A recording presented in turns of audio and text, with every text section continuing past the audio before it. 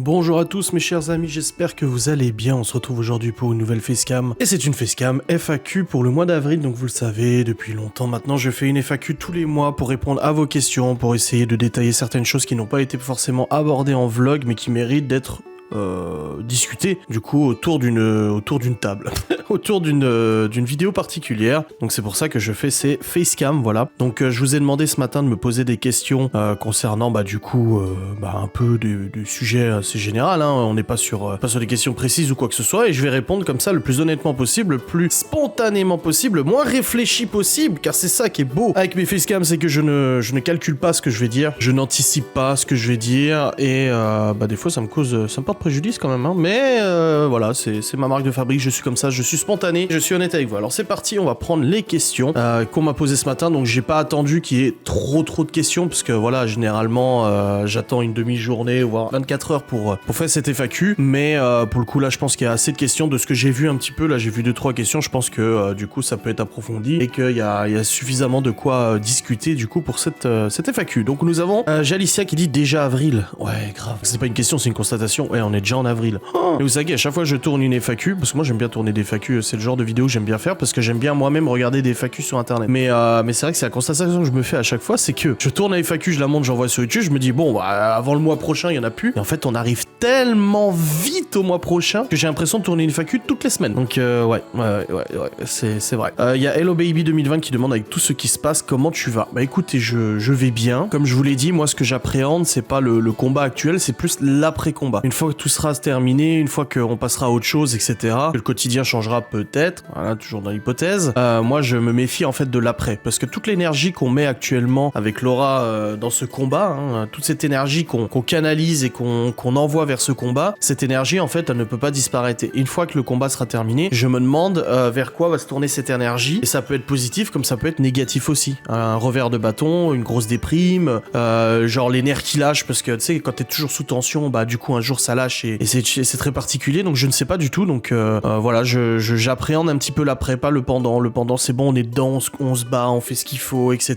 Je sens que je siffle un peu de la gorge, hein. Je suis désolé, c'est j'ai bronches qui sont un peu prises, mais ouais, j'appréhende surtout de l'après moi. Mais pour l'instant ça va, forcément je me pose beaucoup de questions, forcément je stresse, j'ai pas dit que j'étais quelqu'un qui stressait jamais, hein. Forcément il y a des choses qui me stressent, il y a parfois j'ai des coups de nervosité, parce qu'il y a des trucs qui me choquent de ce que j'entends, ce que je vois ou quoi que ce soit, donc voilà. Et puis le problème en fait dans ce genre de combat, etc., c'est que c'est un combat aussi d'idées, c'est que les deux parties en fait veulent avoir raison sur tous les sujets, et c'est ça qui est difficile, c'est que on est dans un combat pour les enfants, pour eux exclusivement, et pas dans un combat l'un contre l'autre. Et c'est ça qui est très important, et c'est ça qu'il faut essayer de comprendre, c'est que c'est pour les enfants. J'ai Nora et Sid qui me posent une question, et de nombreuses personnes m'ont déjà posé cette question concernant le fait que mon nom de famille continue d'être utilisé. Alors je voulais répondre à cette question sans aucune agressivité, sans aucune attaque ou quoi que ce soit. En effet, lors de mon divorce, j'ai signé un papier qui autorisait l'utilisation de mon nom de famille dans la mesure où il y avait une entreprise qui était encore en activité et qui utilisait le nom marital. Je vous le dis honnêtement,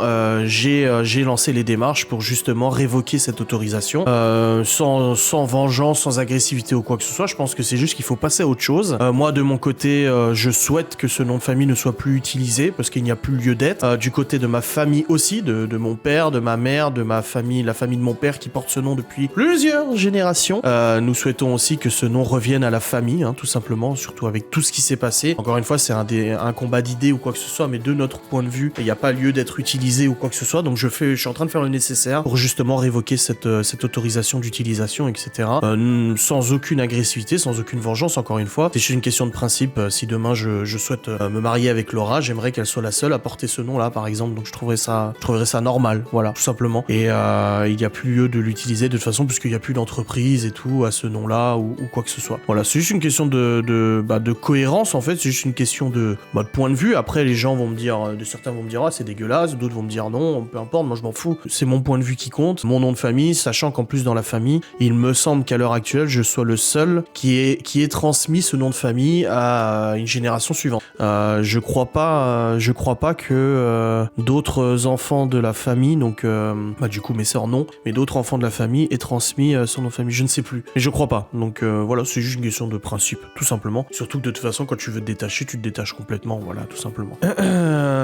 Jarny Véronique qui demande la procédure pour la garde exclusive avance. Bah, comme je vous l'ai dit, il y a audience la semaine prochaine auprès du juge aux affaires familiales pour statuer sur la garde exclusive. Voilà. Chamar75 qui demande tes revenus ont baissé de combien ont baissé de combien en pourcent par rapport à avant? Bah j'avais pas tant de revenus que ça en fait, c'est ça le truc, c'est que oui j'étais payé et encore j'ai commencé à recevoir un salaire à partir de 2019. Ouais c'est ça, à partir de à partir de 2019 j'ai commencé à percevoir un salaire pour le travail que je fournissais. Avant il y avait pas de salaire, j'étais pas déclaré etc. Mais j'ai commencé à percevoir un salaire, mais bon le salaire c'était pas dans ma poche. Après comme j'ai dit, j'ai jamais manqué de rien, j'ai toujours eu un peu ce que je voulais, donc j'étais pas à plaindre, hein, je suis pas là pour pleurer sur mon sort, mais c'est vrai que lorsque t'arrives à te séparer ou quoi que ce soit, bah en fait tu te retrouves avec rien, ni économie ni rien du tout, et c'est ça qui est assez difficile. Après est-ce que mes revenus ont baissé? Bah en fait non, c'est que maintenant je travaille pour moi, je travaille pour mon propre salaire, je travaille pour mes propres charges, je travaille pour moi, voilà, c'est tout le travail que je fournis, et j'en fournissais énormément à l'époque, tout le travail que je fournis actuellement est pour moi, donc je sais que quand je tourne une vidéo c'est pour moi, je sais que quand je monte une vidéo c'est pour moi, je sais que quand je fais un live Twitch c'est pour moi, etc.,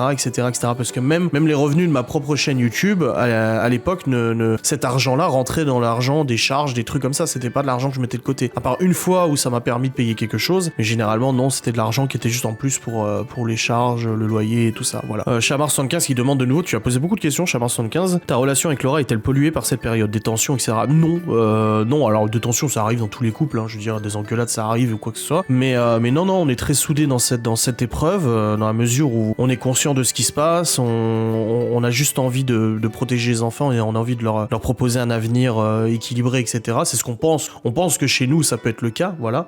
Donc non, on se soutient beaucoup, on se bat aussi beaucoup et on parle énormément aussi. Et voilà, Laura aurait pu être une belle maman, très détachée, loin de toute cette guerre, loin de toute cette bataille et tout ça, se dire bon bah c'est pas mes gosses, c'est son opinion, etc.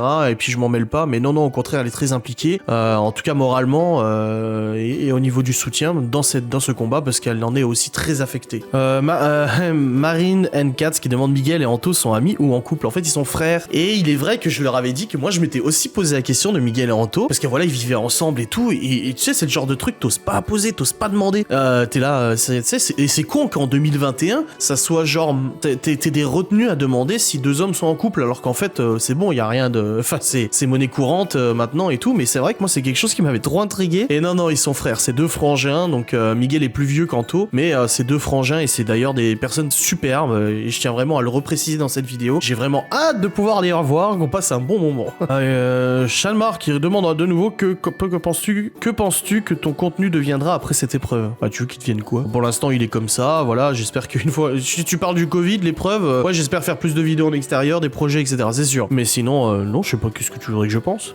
Juliette Froment, bonjour Adrien, que feraient tes parents si c'était pas toi qui avais gain de cause? Bah déjà ils seraient dans l'incompréhension la plus totale, dans la mesure où mes parents ont été quand même extrêmement proches. Je crois que mes parents c'est les deux personnes les plus proches qui sont les meilleurs témoins de ce qui a pu se passer depuis des années, et c'est les personnes les témoins les plus proches aussi de ce qui est mieux ou ce qui est possible pour les enfants. Ma mère, si cette idée de garde exclusive n'était pas une bonne idée, ma mère me l'aurait dit. Quand j'ai commencé à en parler il y a 6 mois à peu près, quand j'ai commencé à mettre en place le truc, à réfléchir et tout ça, j'ai dit c'est quelque chose qui a mûri avec le temps et tout ça. Au début ma mère me disait t'es sûr, machin. Au début on en parlait avec ma mère et on était dans le doute, parce que moi je me disais ça va changer, ça va s'améliorer, etc. Et en fait non, donc forcément bah c'est compliqué, et en effet si j'ai pas gain de cause, de toute façon c'est sûr que je ferai appel, mais si j'ai pas gain de cause, ni moi, ni Laura, ni mes proches, ni mes amis, ni mes parents ne comprendront.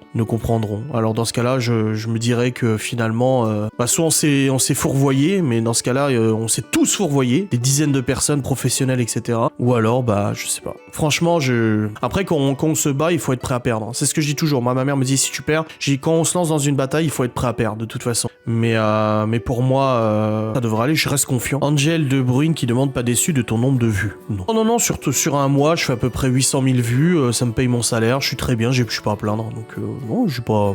Je suis pas déçu. Chamar, je sais pas d'où tu viens, mais je pense que tu viens de Twitter. Que dis-tu à ceux qui qualifient Laura de coloc, soumise sur l'oiseau? Alors vous savez, c'est très drôle parce que moi j'ai été traité de soumis pendant des années. Ensuite, j'ai été traité de manipulateur pervers narcissique. Ensuite, j'ai été traité de mythomane. Ensuite, j'ai été traité de nouveau de soumis et Laura vivait à mon crochet, etc., etc. Ensuite, ça a été l'inverse. Les gens ont dit que j'avais eu cette maison grâce à Laura parce que moi j'avais aucun revenu et c'est elle qui subsistait à nos besoins. Et maintenant, on dit que Laura est soumise. Oh, là, écoutez, mais inventez tout ce que vous voulez. Inventez tout ce que vous voulez. Qu'est-ce que vous voulez que je vous dise? Oh my god. Arizona qui demande comment te sens-tu en ce mois d'avril est plus positif. Alors, je suis quelqu'un de toute façon de base de très positif. Je suis pas quelqu'un de pessimiste, je suis pas quelqu'un d'alarmiste ou quoi que ce soit, à part sur certains sujets, mais je suis assez positif, donc je me sens bien. Et en fait, les épreuves qui se passent jour après jour, donc entre la haine sur Twitter, les trucs comme ça, etc., les conflits et tout, moi, ça me galvanise en fait. Actuellement, je me sers de ces conflits pour me donner de la force et me galvaniser. Quand il y a une petite épreuve qui arrive, il y a un truc, un coup de mou, ou une désillusion, ou une mauvaise nouvelle, ou quoi